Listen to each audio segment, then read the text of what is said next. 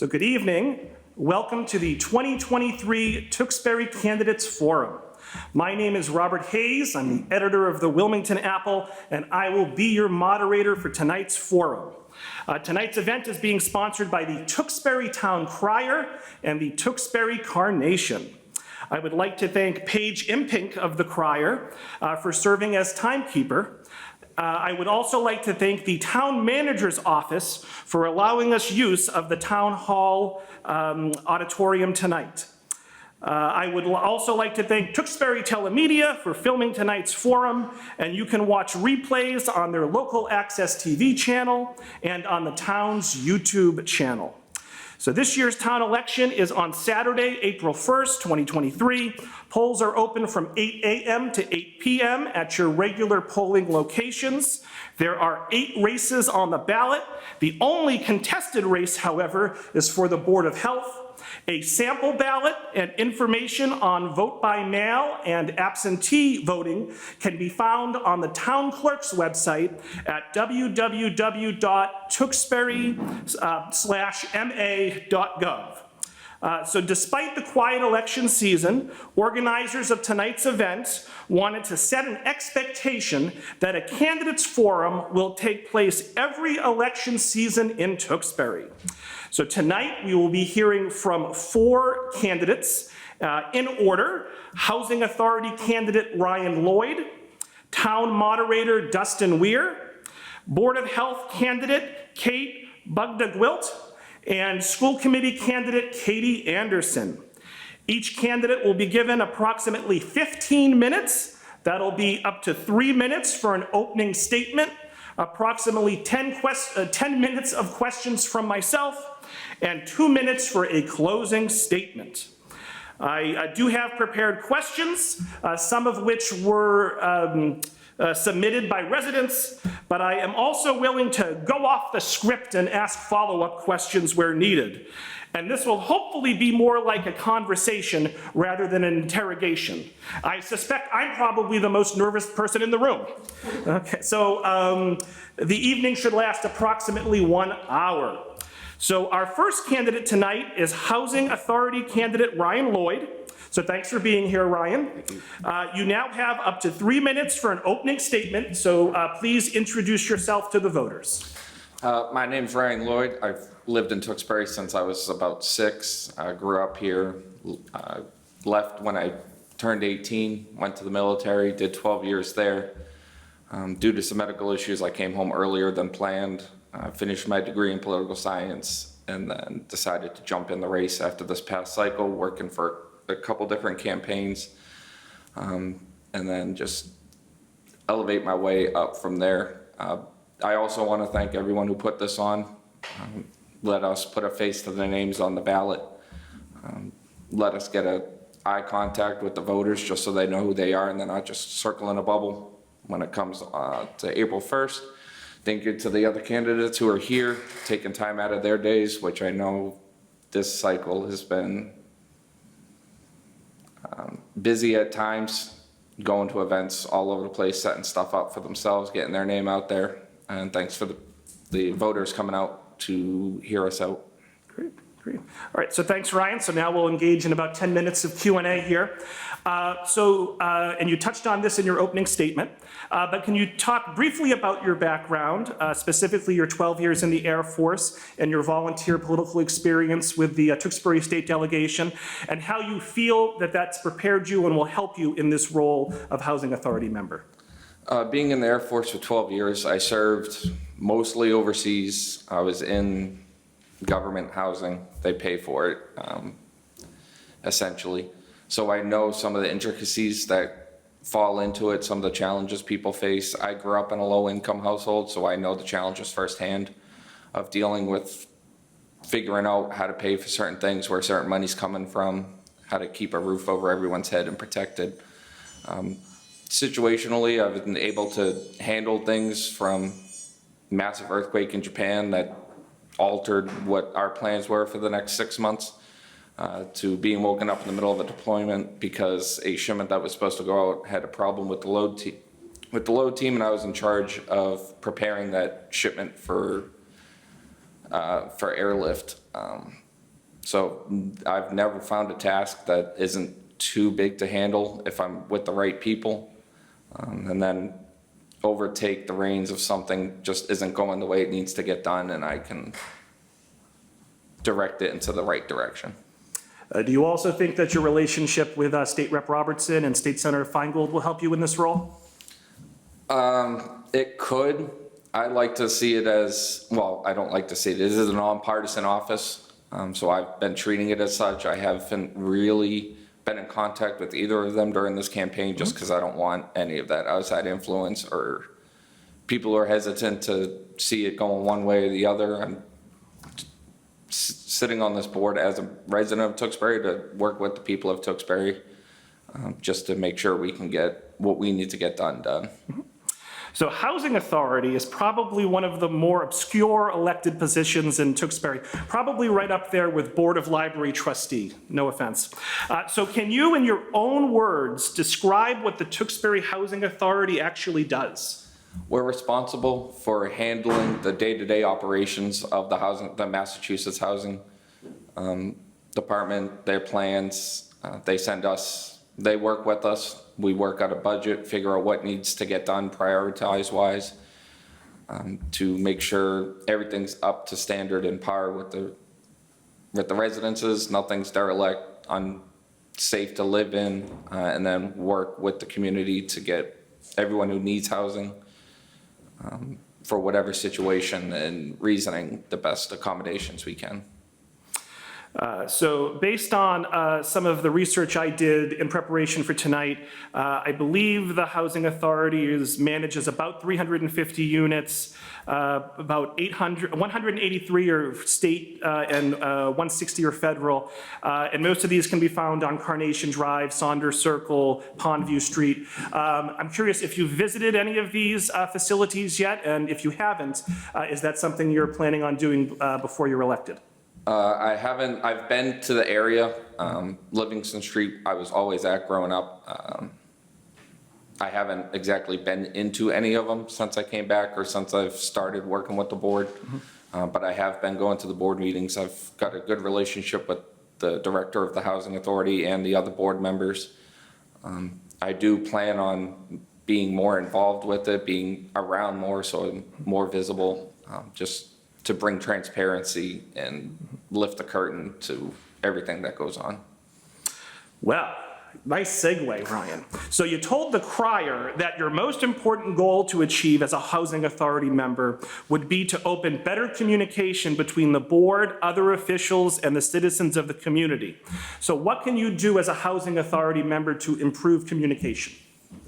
Respond.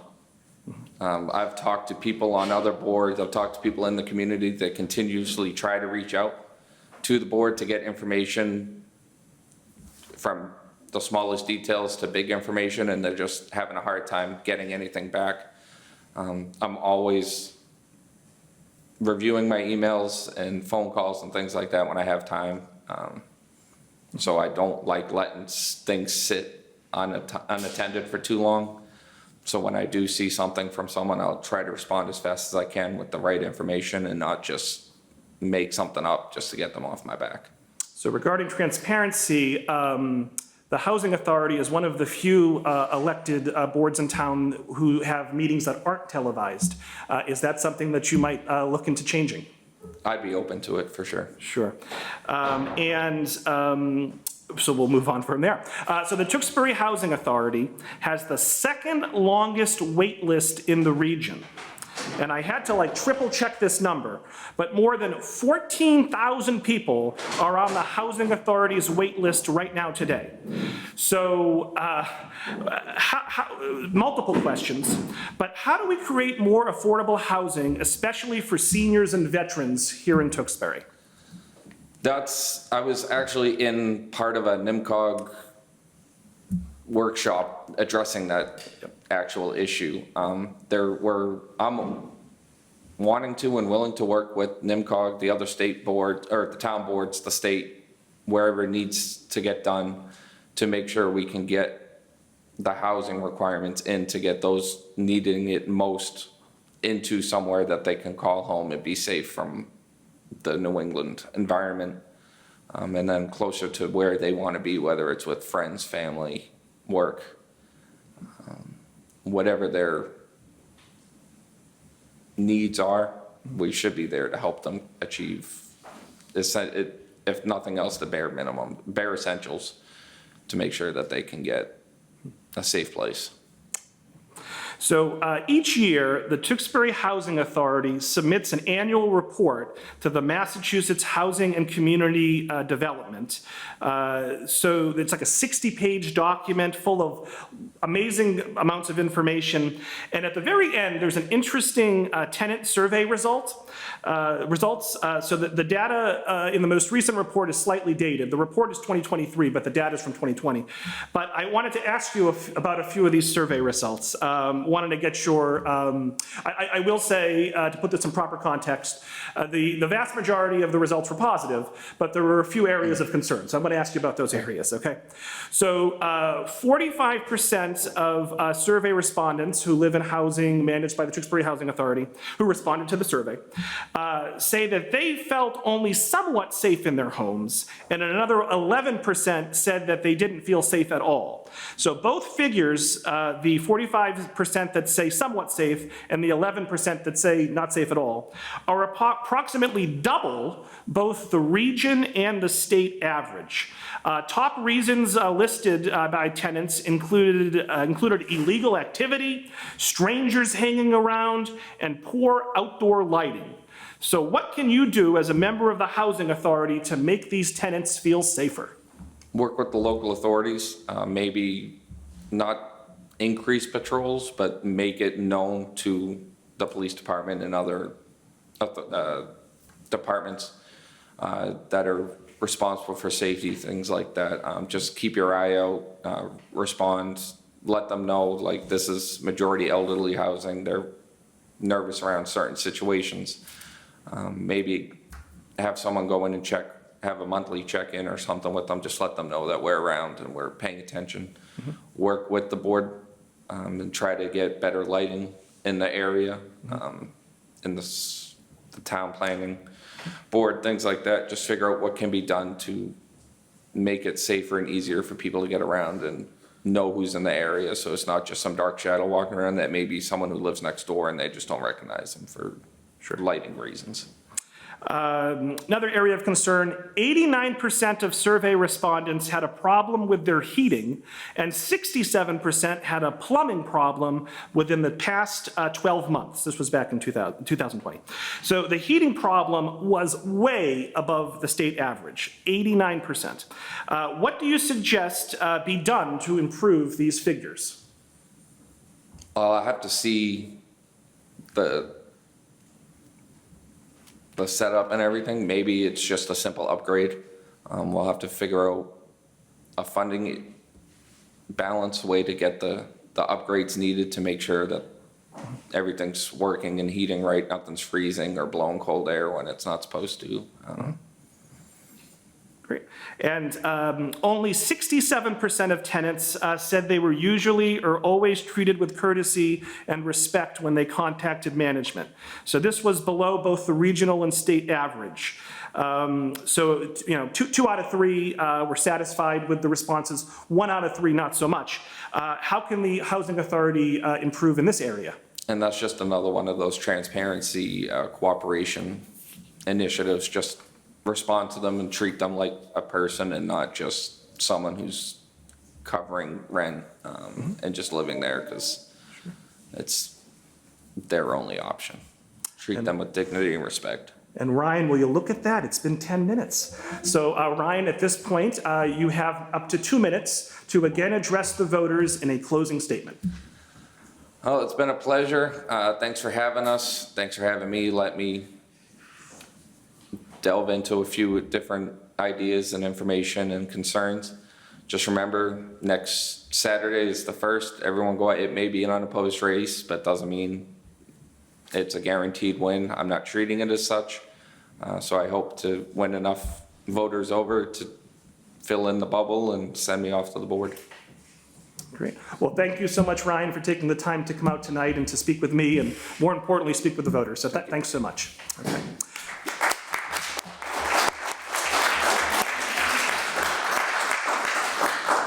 All right, and we are right on schedule. So next up is Town Moderator Dustin Weir. So Dustin, you now have 3 minutes to address the voters in an opening statement. Thank you, Robert. My name is Dustin Weir, and I'm running for re-election as Town Moderator. I had the pleasure of serving Tewksbury in this position for the past year. I was fortunate to have the circumstance of a one-year trial run in the position, and I feel prepared to approach the role for a full 3-year term. I originally ran because I wanted to serve my community. I feel I have the temperament and skills to manage the role well. I also feel the time commitment suits my home life and work life.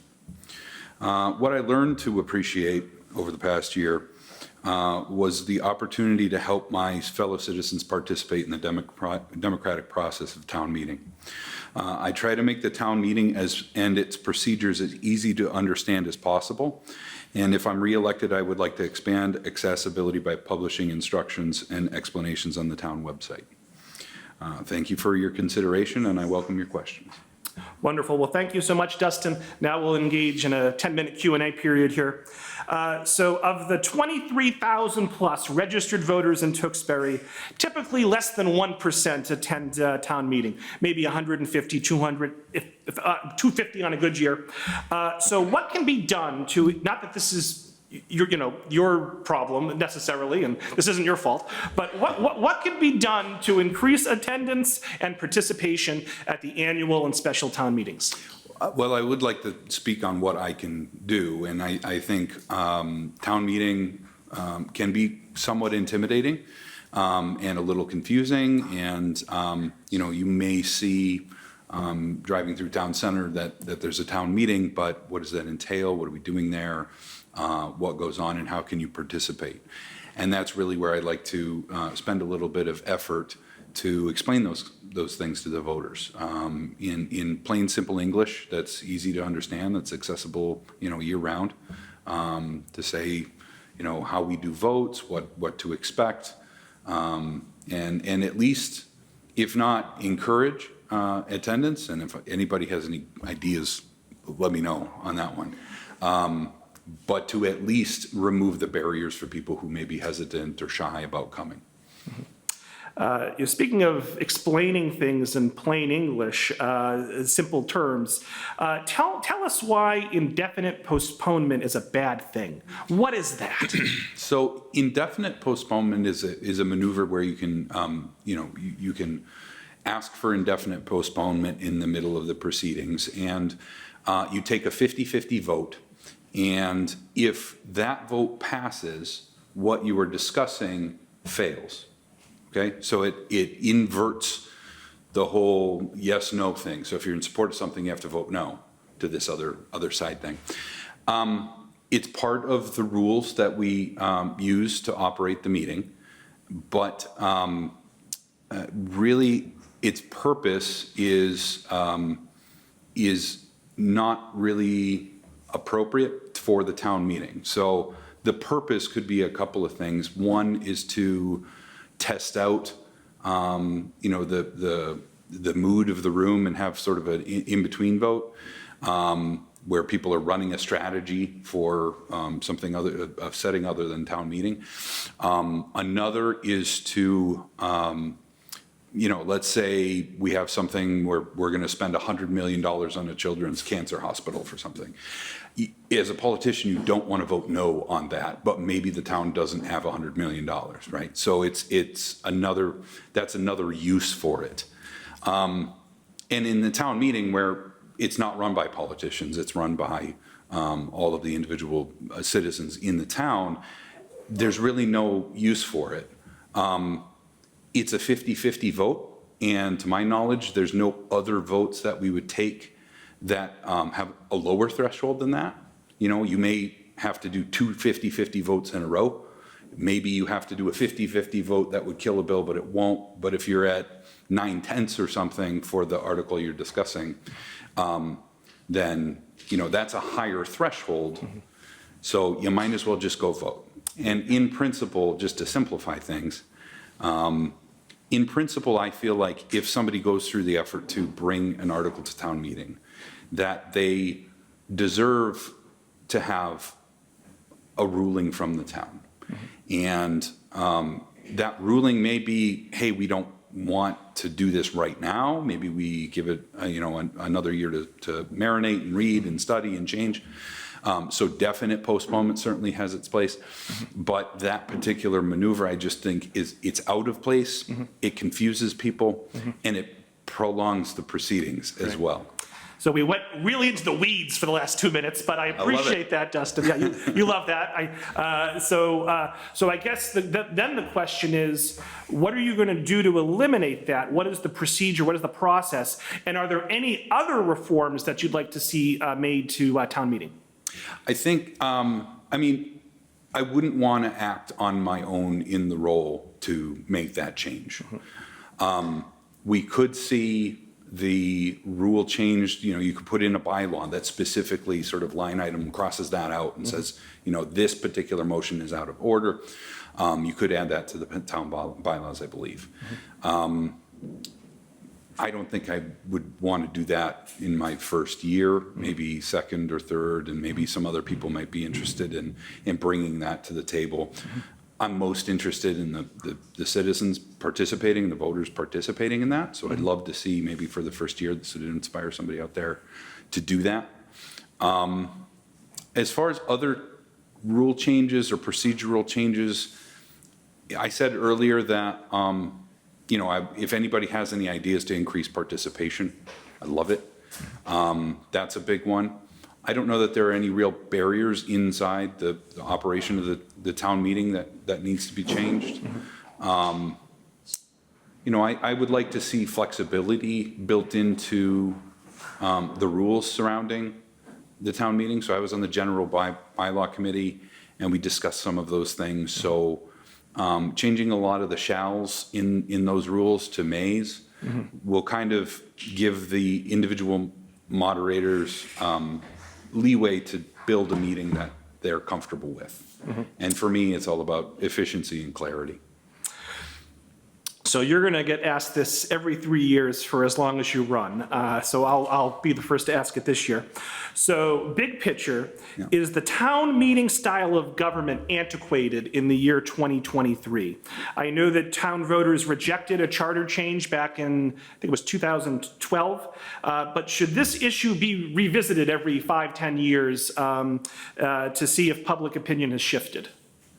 No, and I'm kind of furrowing my brow because I don't know where that opinion would come from. I think in the current climate and people's current perception of government, I think going to anything less than a direct participation and the direct access to how the government is run is the direction that we want to go. So I'm not sure why anybody would want to consider a move to take that direct power away from the people and put it in an elected representative or something like that. Okay. Well, there were lots of arguments 11 years ago, but we won't go down those roads.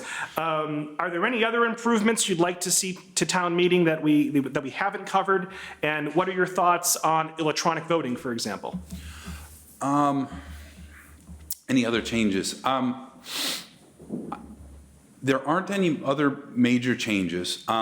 I did mention posting some instructions on the town website. Yep. The other thing that I discussed with the town clerk was maybe getting something set up on the town website so they could give me feedback. I'd love to hear, for example, what people's arguments would be to get away from the town meeting format or anything else, really. So. That's something that I'm interested in looking into. I think electronic voting is good. I think it was Wilmington. I attended a town meeting in Wilmington and where they had electronic voting. I can't recall exactly, but it seemed to work okay.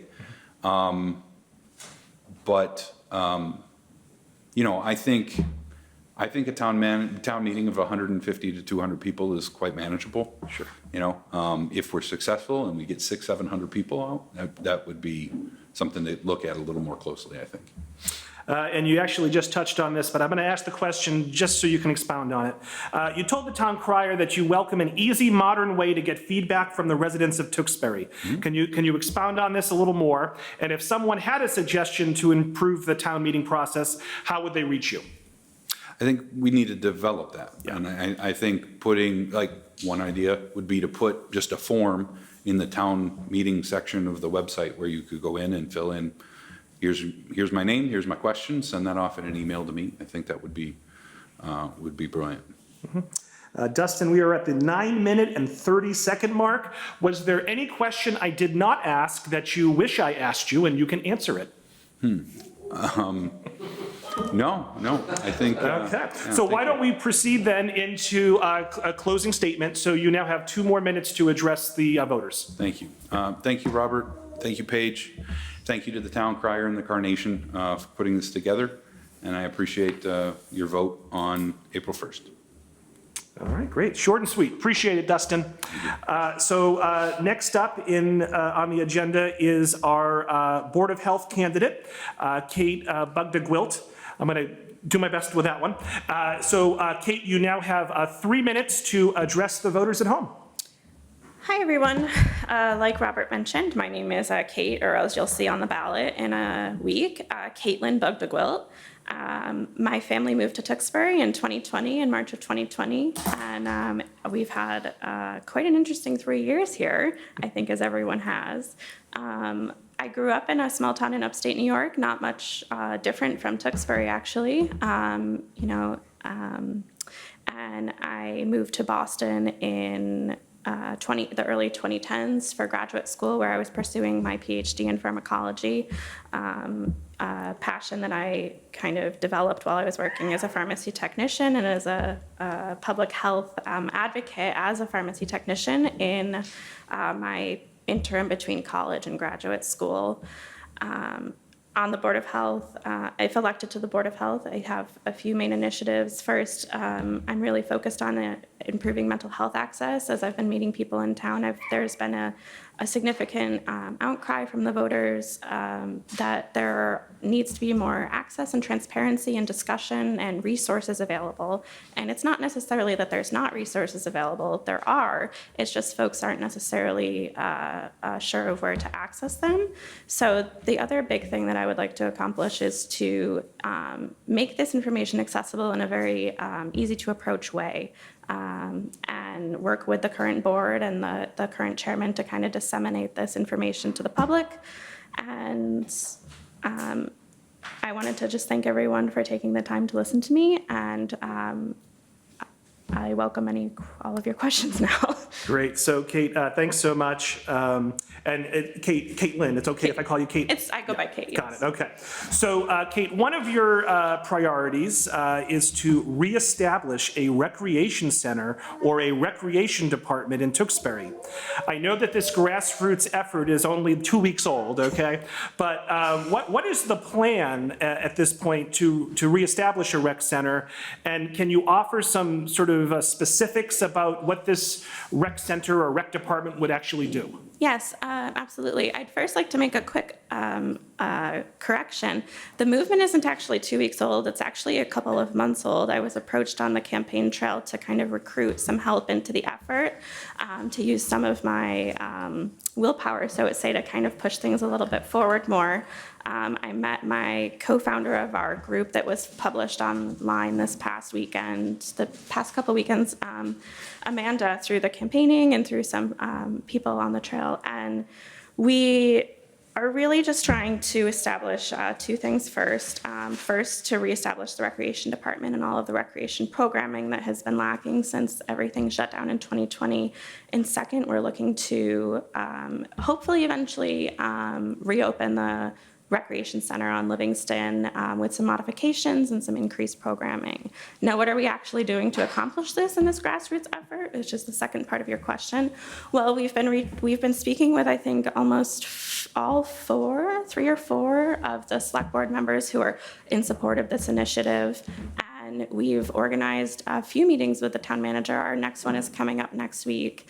then our next move in order to really go into this meeting with some clout behind us is we're publishing an online survey to poll the voters and to poll the residents of Tewksbury to really bring the data with us to show what our town is looking for.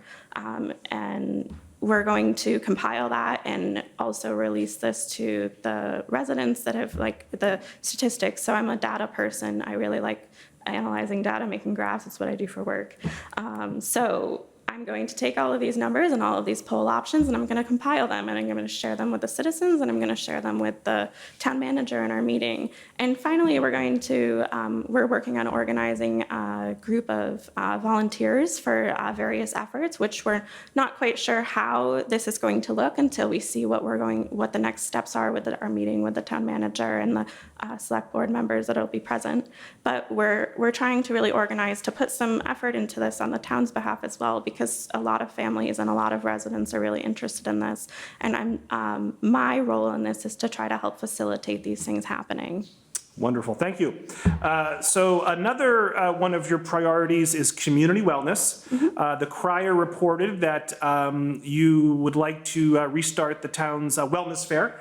And so what are you envisioning at this fair, and what are some of the other community wellness initiatives you'd like to see the Board of Health pursue? So the wellness fair is something that I would like to bring back. I think it's important to bring in some medical professionals, to bring them into a less formal setting where people can have a kind of conversation with people and get some questions answered. And I think it's also really important to bring in local businesses that are supporting wellness and health and gyms, and just to make people aware of things that are available. I kind of envision this as a melting pot of both professionals and small business owners coming together to really, provide just knowledge of the resources. If in my ideal vision, it would be a great little fun thing with kids' booths, so kids can learn about health and have some gym. There can be a little playground or something in this big fantasy vision that I have, but essentially just something to bring everybody together. Great. Now, animal welfare is also listed on your campaign website as a top priority. So what more can the town be doing in this area that it's not already doing? And do you have any specific proposals regarding animal welfare that you're looking to bring forward? So I've been involved mostly remotely with some of the Board of Health meetings for the past couple of years, and I think that one of the things that the Board of Health can do as an initiative or as a group is to really emphasize the need for bringing folks up to compliance with current town regulations. There may be a lack, this is another part of what I want to do, there may be just a lack of knowledge of what's actually acceptable for animal safety and animal keeping. And also just bringing people's awareness to some of the threats to our animals in town, such as, the bird flu that's going around, and how that may be affecting not only the flocks, but also your families and kids in the neighborhood. So really just following suit with the current board's initiative of education for the public. And if I were to do this this is going to be a group initiative, of course, but if this was something that I would be, spearheading, I would be wanting to bring it to a public forum so that folks can come up and have a public question and answer, so that people can get the answers to their questions, because the Board of Health meetings aren't necessarily the best place for that, but a public forum where you can have some officials present to help these people understand these things. That's what I would envision. So you touched on mental health in your opening remarks.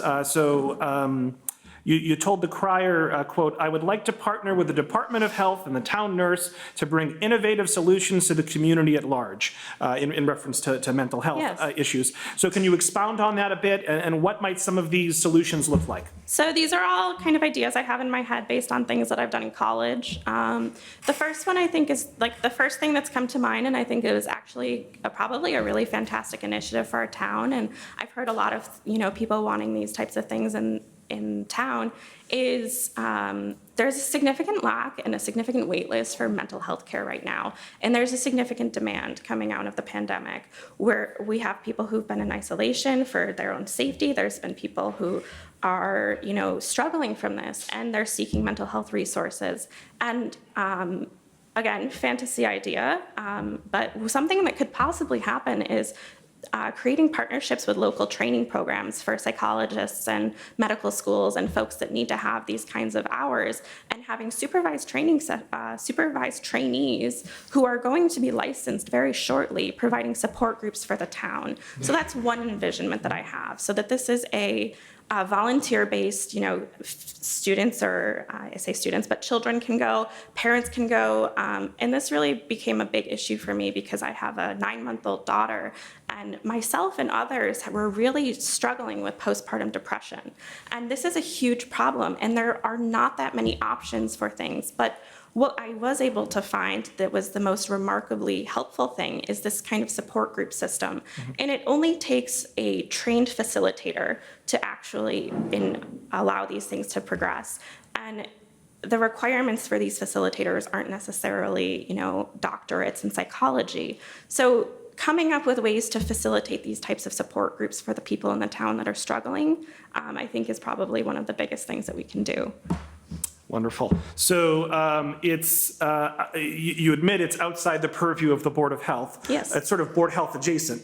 But on your website, you also talk about how you're in favor of preserving open space in town. Absolutely. And so can you speak to that a little bit there?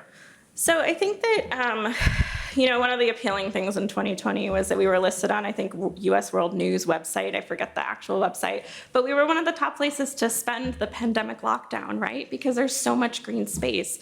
And I think this availability of green space goes hand in hand with not only mental health, but physical well-being for folks. So having places for you to go walk around town, for your kids to go run and climb on things, climb trees, climb playgrounds, it keeps everybody active and it keeps everybody moving. And it also, just being in the outdoors, kind of off. I'm a big person that hates my cell phone. So just being away from your computer, away from your cell phone, really is going to foster the sense of mental well-being that we're really that people are feeling is lacking in the community. So enact and pushing for the preservation of these spaces, as opposed to just like ripping them down and developing them into storefronts or whatever else. I think it's important to keep these things. Once you cut down a 50-year-old tree, you can't really get it back, right? And, we need the trees. There you go. We do need the trees, and we're going to become a Tree City USA. Slogan now? Yeah, we need the trees. I like that. Yes, that's actually. There's been some controversy at the planning board regarding an old tree. I don't recently. mean to go there. I apologize. Okay, that's okay. So, couple more questions.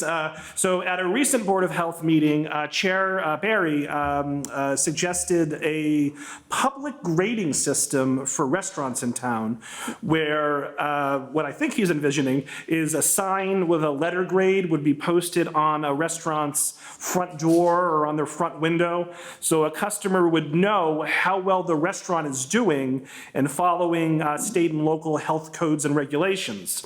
He proposed this after multiple restaurants in town, which I won't name, failed multiple health inspections over time.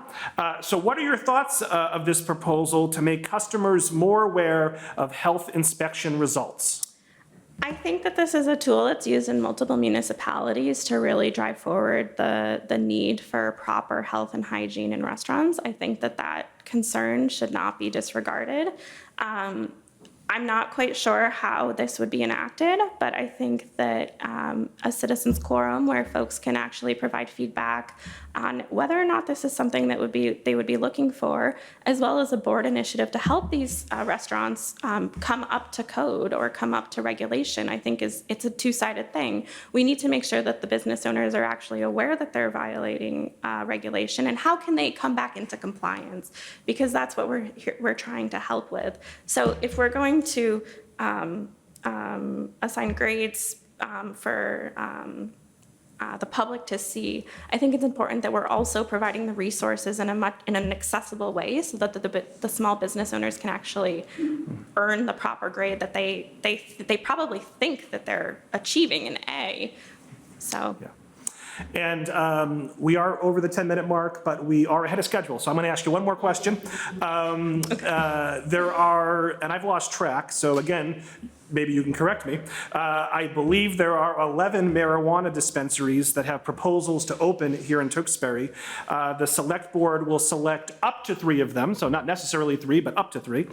As a potential Board of Health member, any concerns about the recreational marijuana dispensaries that will likely be opening in town? And do you feel that the Board of Health was consulted enough during this process? So I thought you said the hardest question I'd get was how to pronounce my name. So I have a PhD in pharmacology, so I have a very nuanced opinion on marijuana, recreational marijuana use. I think the first thing I'd like to say is that we're following the state regulations, and these things have been voted for in town meeting, so we need to progress forward following state regulations and state guidelines. The next thing I'd like to say is that personally, I'm not pro recreational marijuana use, but I think that if we are going to allow the recreational use, we need to have a significant educational initiative for this usage. That's not to say that I think people should be thrown in jail for smoking weed. I mean, you know, this is why this was decriminalized. It's very beneficial to the community and to our police force to not have to chase down every single joint that they're finding. However, I do think that there needs to be education. The weed of today is not the weed of the 60s. It's actually grown to be more potent. The potencies are the selling factor of these things, and folks that aren't necessarily used to this kind of potency can end up in serious health crises. And further, I think that it's important for the community to have education and the parents to be educated from the Board of Health. I have colleagues that specialize in cannabis research. I would be willing to make that connection to provide these resources to the town to educate on some of the long-term consequences of young folks using marijuana and the long-term medical implications that this can have that aren't widely publicized but should be appreciated at the very least and people should be aware of. So I do think that the Board of Health should be involved in these conversations, and I would encourage, on the board, I would be encouraging the chair to be putting a Board of Health member in these committees that are having these conversations. This is absolutely under the purview of the Board of Health, and I do believe that they should be involved in maintaining the regulatory status of these dispensaries and providing an education to the community, because we need to make sure that, you know, we're not criminalizing every joint, but we also need to make sure that our families and children are safe. Sure. So Kate, with that response, we are back on schedule. Excellent. And you now have 2 minutes to make a closing statement to the voters. Well, with that, a slam dunk going out. Thank you so much for listening. And, you know, I am the only contested race in town for the Board of Health. I would love to have a conversation like this and some sort of debate with my opponent, George Ferdinand, and I would be more than welcome to sit down on a Saturday afternoon or something to provide that. I think that just the transparency of the 2 candidates' opinions on things is really crucial for making an informed decision. If I'm elected, I'm here for you, Tewksbury. You know, I'm here to make sure that every resident feels cared for, every child's mental health concerns or physical well-being, any concerns are addressed. And if there's ever any question, I even have been putting my phone number on my campaign documentation, so you know how to get in touch with me if I'm elected and you have a question. And with that, please don't forget to go to the polls and vote on April 1st. Thanks. Great. Thank you, Kate.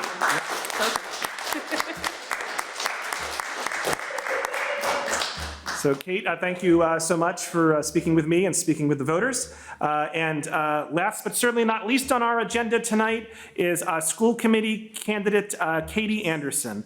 So Katie, you now have 3 minutes for an opening statement. Introduce yourself to the voters. Thank you, Robert, and thank you, Paige and Lorna, for tonight and hosting. My name is Katie Anderson. On the ballot, I will be another Caitlin Anderson. I grew up in Amesbury, and I graduated there in 2001. I met my husband, who grew up in Tewksbury, and he graduated in 2001. We moved back to Tewksbury in 2010, where we had our 3 children, Beckett, Addison, and Walker, who are all here tonight. Beckett is in the Wynn School, Addison is at the Ryan, and Walker is at the Dewing. So I've almost got a full spread. I Graduated from Suffolk with my undergrad, and I recently graduated from Southern New Hampshire with my master's in international supply chain and operations, which supports me in my day job. I work for Raytheon Technologies. I've been there for 10 years. I am a logistics manager, and I've had varying degrees of leadership throughout my career there. I've also spent the past 7 years since my kids have started Tewksbury Public Schools, volunteering in the schools in different capacities. I've been a co-chair multiple times in multiple different schools. I've also been a treasurer at the North Street. And through those last 7 years, I've met the most amazing people who are dedicated to supporting our children and the things that they're doing in the schools. My husband is also a very avid volunteer in town on the sports side. He is on the TYF board, and he runs the flag football program. He's done that for the past 7 years. He's grown that program. This past year, they actually had to put kids on a wait list because they were at capacity for their insurance. So that program has grown a lot from, I think, like 50, 60 kids. He also coaches tackle, flag, baseball, basketball. So through that, we've also met a lot of and become very good friends with a lot of folks in town. Our family, as you can tell, values volunteerism. We are excited for our kids to see what we do for the community, and so that they understand that that's important to give back. Wonderful, great. Thank you, Katie. Caitlin, it's okay if I call you Katie? Sure, We're there, yes. yeah, okay. So thank you for the opening statements. So we'll now engage in 10 minutes of Q&A, and then you'll have a 2-minute closing. So in your own words, can you briefly explain the role of the school committee? What are some of its major responsibilities? So there's 3 major responsibilities of the school committee: policy, budget, and the hiring and firing of the superintendent. That's really what their purview is. It's a big responsibility, but those are really those 3 major topics that they're responsible for. So Katie, there's no wrong answers, but that was definitely the right answer, because that segues nice into all my questions I have lined up. So one of the school committee's greatest responsibilities is the hiring and the evaluation of the superintendent. You will be one of Superintendent Regan's 5 bosses. From the outside looking in, knowing what you know today, are you inclined to renew her contract when it expires at I believe it's the end of next school year? And how would you grade her performance over the first 11 months on the job? So I met with Superintendent Regan and Assistant Superintendent Lori McDermott, and I went through their initiatives, their goals, their vision for the students. I think I'm a leader and a manager in my job, and the way that I approach that with my staff is that I set very clear expectations of goals and what it looks like to be successful and to be not successful.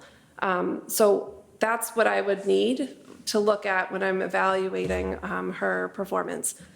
So I would like to see what are her goals, what does success look like, and what does it look like if she's not successful. And that will be how I can help to evaluate her. From her first 11 months, I think that she has the right goals and the right vision. I don't know, I'm excited to see that come to fruition in the next 12 months of her tenure. And I'm excited to evaluate that when it comes time. So taxpayers are being asked to approve a $54+ million school budget at May's town meeting. The school committee oversees the school department's budget. Are there any areas in the school budget that you feel are underfunded? And conversely, are there any areas in the budget where maybe the funds could be used more efficiently? That's a great question. I actually have a meeting tomorrow with Dave Libby to go over the budget and how this all works. I'll give you my perspective from what I know today, because I'm not yet on the school committee, so I don't have all of the insight. But I think that with some of the issues that we've seen in education coming out of the pandemic, that there's a lot more services that are needed for students. And I think that we need to make sure that those services are well represented in the budget, and we'll be able to use the budget to support the kids as we see these needs continue to grow, or they continue to grow out of needing those services. So I want to ask questions about that to make sure that we understand the needs and that we're budgeting appropriately for those needs.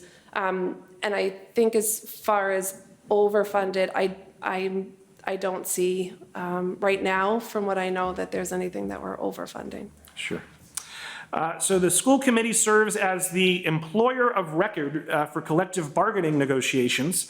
The Teachers Association contract expires next June, I believe, or it might be August, but at the end of next school year. How would you describe the school committee's current relationship with the Teachers Association? So why don't we start there for now? So, Sure. okay. Is there more to come on that one? There's going to be a part 2. So what I would say is that I think that, so I've met with a lot of people over the past couple months preparing myself for the role. And I think that there's, on both sides, concerns about communication and open communication. And I think that that's key. So in my current role at Raytheon, I negotiate with very large deals with very large suppliers.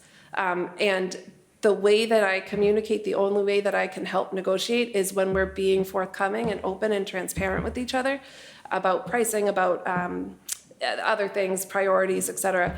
So I think that that there could be support and help in open communication through those negotiations. And I think that we know that when you walk into a negotiation, you're not going to get everything you need, and neither is the other side. Whereas we need to be open about where that middle ground is and help support both the teachers as well as the town and the town budget, and be mindful of that, but also always have the mindset of what is right for the kids. You basically answered the second part of the question as well, but I will ask just to clarify. So, you've pledged transparency during the process. What does transparency look like with behind closed door negotiations? Yeah, so I guess I'll have to speak from what I know. But I think that there's people on both sides in those rooms. And those people need to be transparent with each other. Whether they can share that outside of those rooms is I don't know, it's a TBD, but I think behind those closed doors, there's got to be people on both sides, and they need to be open and honest with each other. I read your front page article in the Town Crier today. Great article, great read. You said one of your major concerns is the continuing threat to the social and emotional well-being of students by the inappropriate use of technology. So what more would you like to see the school district do to address this concern? So that's a great question, and I'm right in the middle of this because I've got a sixth grader and a seventh grader who have just started using phones, and they're just learning about the implications of things that they say or things that they do or things that they share. So I think that learning is key. These kids need to understand what those implications are for other folks, the other kids that maybe they're saying something about. So I think that education about how things that they're doing online can affect other children is key. And then I also think that, I know that the town or the school, the district has looked at their technology policies and making sure that they're up to speed, but technology changes every day. So we can't do a review of technology and their processes and their policies today and assume that that's going to last for the next 5 years. We need to continuously look at what those policies are and make sure that they're evolving and changing with the technology. Great. The school committee is also in charge of policy making, as you said, as well as district goal setting and approving major adoptions or revisions of curriculum and textbooks. As a result of these responsibilities, sometimes school committees get swept up in the sort of larger culture war that's happening in the country. So some of the questions that we received from readers touch on some thorny subjects, and this is a friendly forum, so we're not going to go too far down that road, but I did want to ask you a couple of questions, and, you know, had this been an actual debate and you had an opponent and we would have had 45 minutes and we could have gone through some of these things, so the state legislature here in Massachusetts, this is the perennial question that I think gets asked all the time. You know probably where I'm going. This is something that school committee candidates pretty much get every time they run. So the state legislature here in Massachusetts will be considering a bill soon this session that would ban the use of Native American mascots in public schools. Do you personally feel it's time to replace the Redmond mascot or nickname or moniker, whatever you want to call it? And how would you feel if the state stepped in and forced Tewksbury to change its mascot?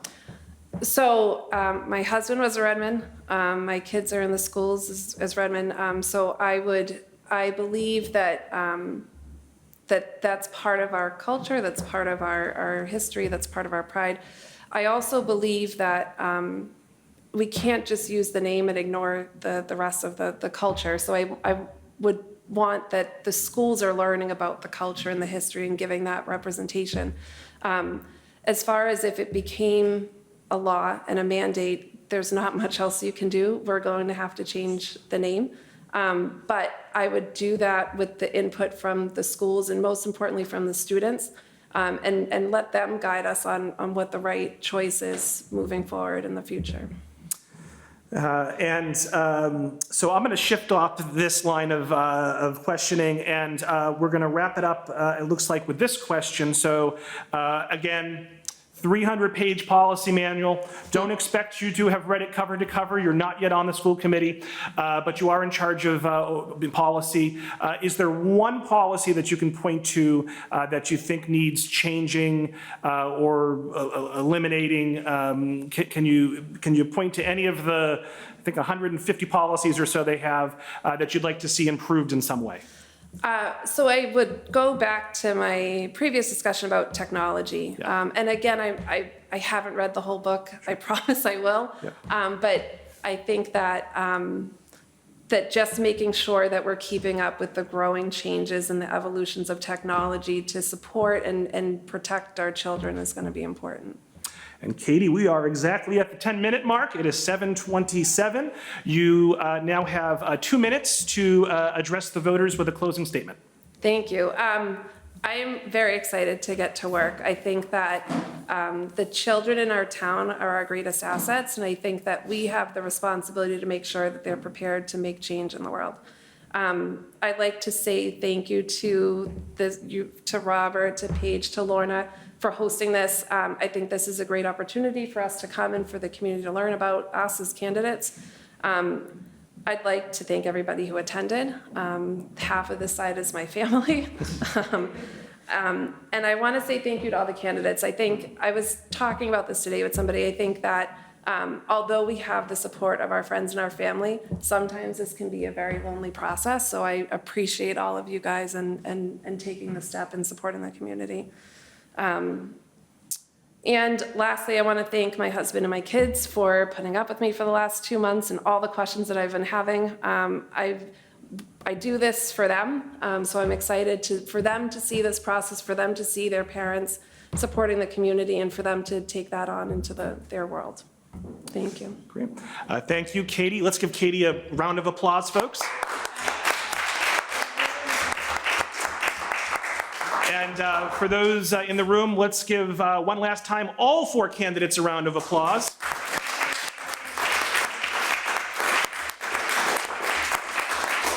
And so I won't be too repetitive, but I do want to circle back to some things I said at the very beginning.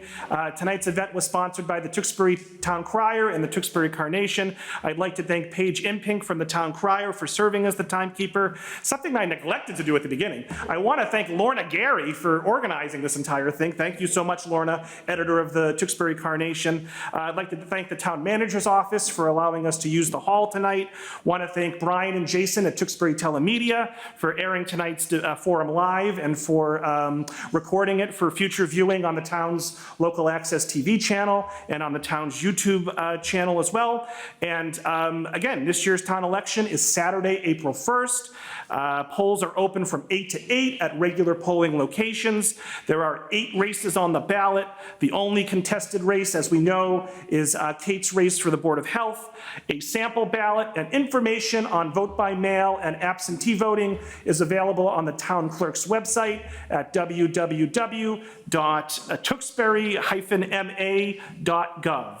And once again, it takes a lot to put your name on the ballot. Even with most of you running unopposed, we still thank you for your service to this community and stepping forward and being part of the solution. So I want to thank everyone at home for watching, and I hope everyone has a great night. Thanks again.